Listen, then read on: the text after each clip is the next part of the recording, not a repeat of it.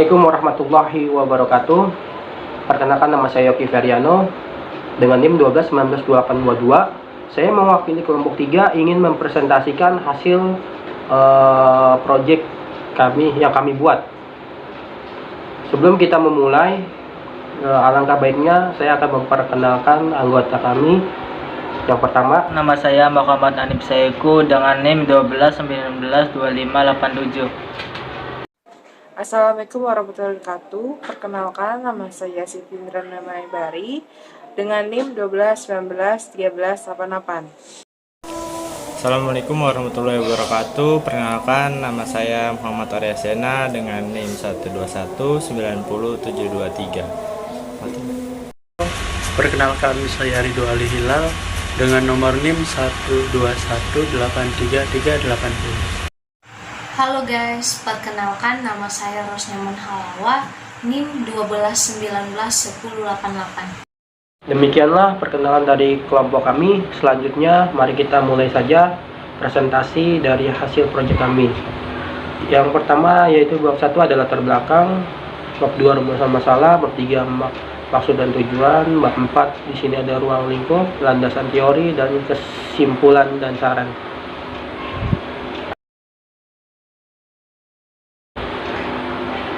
Latar belakang, CV Pangan Nasional adalah sebuah perusahaan yang bergerak di bidang perdagangan barang pangan yang meliputi impor, perdagangan pada distributor, agen, dan sebagai perwakilan dari badan perusahaan.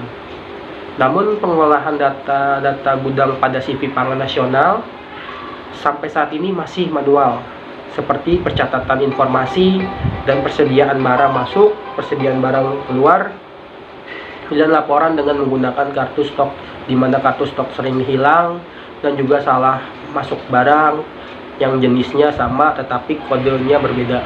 Maka dengan ini kami membuat aplikasi sistem informasi gudang berbasis web yang digunakan pada CV Pangan Nasional, diharapkan dapat memberikan solusi dalam hak akses, pencatatan, pengolahan pada data barang, sehingga mendapatkan angka stok yang akurat, meningkatkan aktivitas perusahaan dengan cepat, akurat, dan tepat. Perumusan masalah. Pada analisa masalah ini menggambarkan sebuah tempat penyimpanan barang atau gudang atau inventory yang masih bekerja secara manual dan melakukan pendataannya masih menggunakan alat tulis seperti pulpen dan kertas, sehingga cara pendataan seperti ini masih sangat rawan dengan penyalahgunaan data, kekeliruan data, ataupun proses yang lama dan cenderung tidak efisien.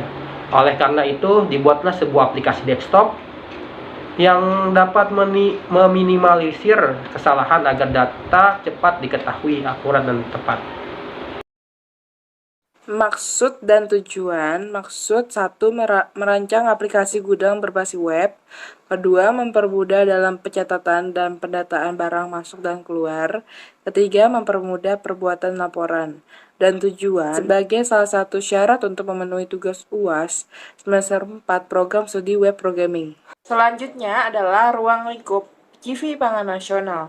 Yang pertama adalah aplikasi ini digunakan oleh admin gudang. Yang kedua, admin gudang bisa melihat barang masuk dan barang keluar.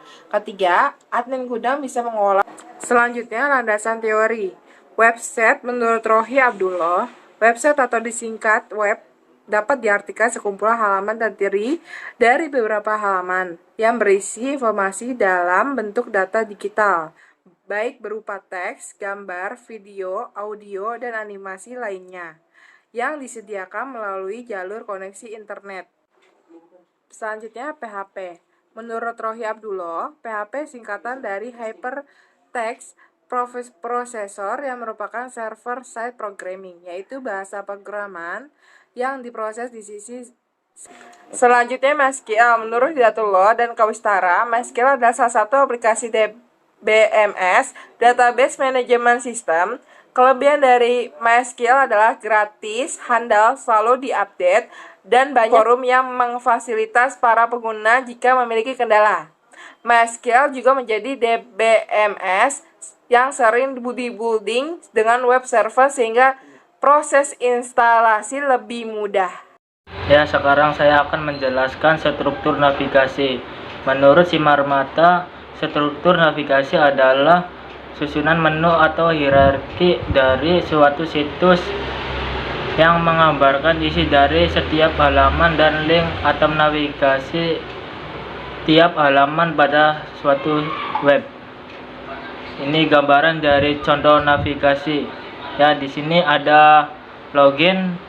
Setelah login ada melakukan home. Terus daftar akun. Setelah melakukan daftar akun, di sini ada daftar barang dan di sini ada supplier. Setelah supplier udah masuk, terus barang masuk. Setelah barang masuk, barang keluar. Setelah barang keluar, laporan. Ya, selanjutnya di sini ada RD. Saya akan menjelaskan RD. RD kepanjangan dari Entity Relationship Diagram. RD merupakan suatu objek untuk menjelaskan hubungan antara data berdasarkan objek dasar. Data dikembangkan berdasarkan objek dasar mempunyai hubungan antara relasi berdasarkan para ahli Sutanta tahun 2011. Ya, di sini ada gambaran diagramnya. Di sini ada entitas admin gudang dan isinya file terdiri dari username, nama lengkap, telepon, alamat, password, level. Setelah melakukan admin gudang, melakukan barang filenya terdiri dari ID, nama barang, satuan harga, stok dan stok lama. Setelah sudah melakukan barang, di sini ada barang masuk. Filenya terdiri dari ID, tanggal, ID barang, harga, KITI, ID supplier, keterangan. Setelah sudah melakukan barang masuk, di sini ada supplier. Supplier filenya terdiri dari ID, nama supplier, telepon, alamat. Setelah sudah melakukan supplier, admin bisa melihat barang keluar. Ya, itu saja dari pengertian RD. Saya akan menjelaskan LRS atau Logical Record Structure. Menurut Rianto, mendefinisikan bahwa LRS atau Logical Record Structure adalah representasi dari struktur record pada tabel-tabel yang terbentuk dari hasil antar himpunan entitas. Logical Record Structure dibentuk dengan nomor dari tipe record. Logical Record Structure terdiri dari link-link di antara tipe record. Link ini menunjukkan arah dari satu tipe record lainnya. Banyak link dari LRS yang diberi tanda pil-pil yang kelihatan pada kedua link tipe record. Penggambaran LRS mulai dengan menggunakan model yang dimengerti. Dua metode yang dapat digunakan dimulai dengan hubungan kedua model yang dapat dikonversikan ke LRS. Metode yang lain dimulai dengan R diagram dan langsung dikonversikan ke LRS.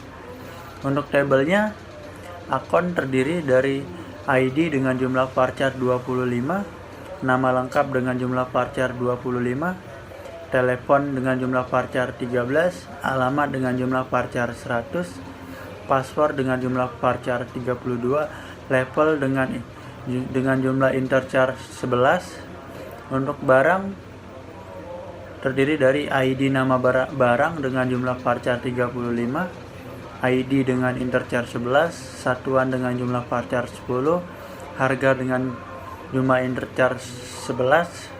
Untuk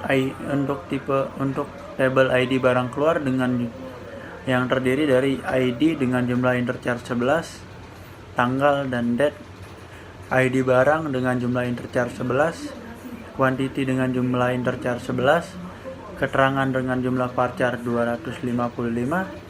Untuk tabel barang masuk terdiri dari ID dengan jumlah interchar 11, tanggal dan date, ID barang dengan jumlah interchar 11, quantity dengan jumlah interchar 11, ID supplier dengan jumlah interchar 11, keterangan dengan jumlah varchar 255. Untuk tabel supplier terdiri dari ID dengan jumlah interchar 11, nama supplier dengan jumlah 50, tipe untuk telepon dengan jumlah varchar 20, untuk alamat dengan jumlah varchar 100. Itu untuk, dan sekian itu untuk penjelasan ILRS.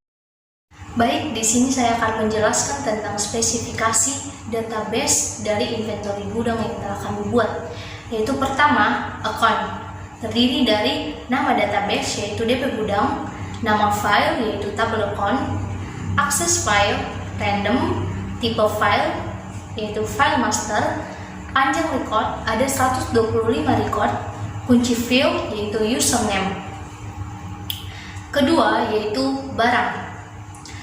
Terdiri dari nama database yaitu DB gudang, nama file yaitu tabel barang, akses file, random, tipe file yaitu file master, panjang record ada 67 record, kunci field yaitu ID barang.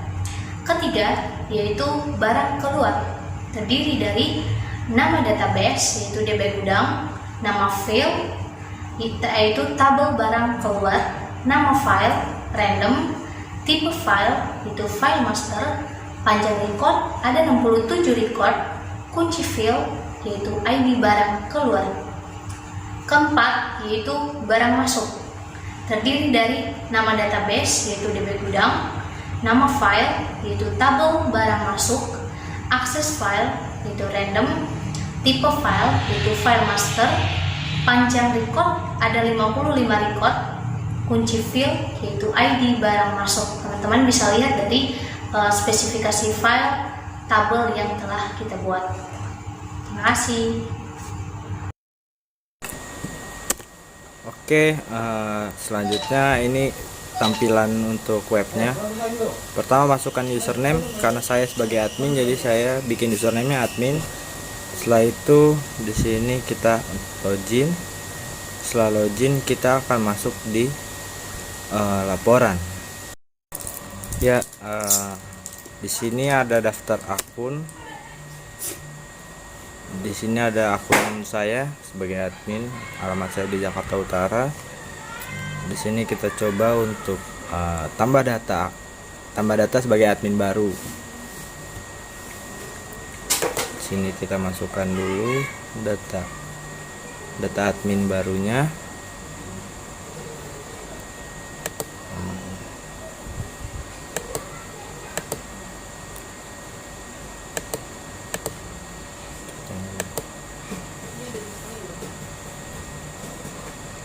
Nah, ini datanya sudah ditambahkan. Di sini kita bisa pencet cetak data adminnya. Nah, sudah muncul. Nanti bisa cetak seperti ini. Lanjut kita back, kita masuk ke data barang. Sini kita daftar barang ya. Kita masukin kita punya barang apa aja gitu. Untuk nanti jadi opsi untuk kalau mau bikin daftar barang masuknya. Jadi kita daftarin dulu barangnya di sini.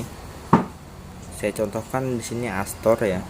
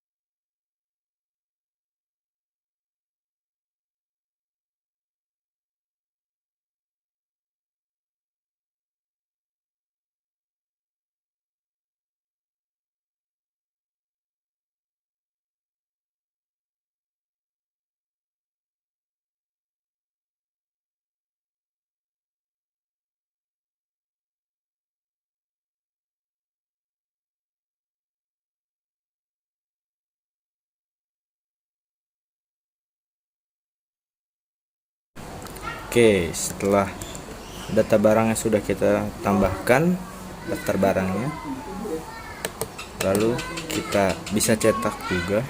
Untuk kita punya stok daftar barangnya yang ada di kita tuh apa aja yang udah terdaftar bisa kita cetak. Nah ini untuk laporan daftar barangnya. Kita akan bisa lihat juga untuk data suppliernya.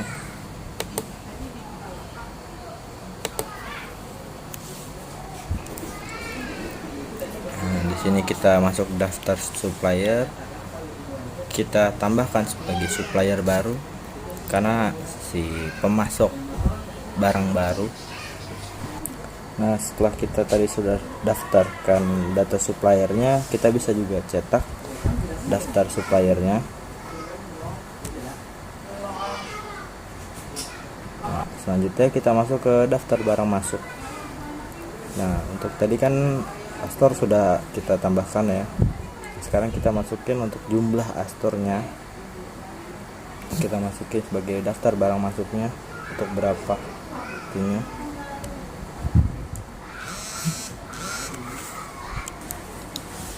Ya ini kita mau cetak daftar barang masuk. Kita mau cetak tanggal berapa di periode berapa, kita tentuin tanggal, bulan, tahunnya, pastiin semuanya sesuai dengan data yang mau kita cetaknya. Nah ini data untuk data Astor. Kita masukin sebagai daftar barang masuknya untuk berapa ini.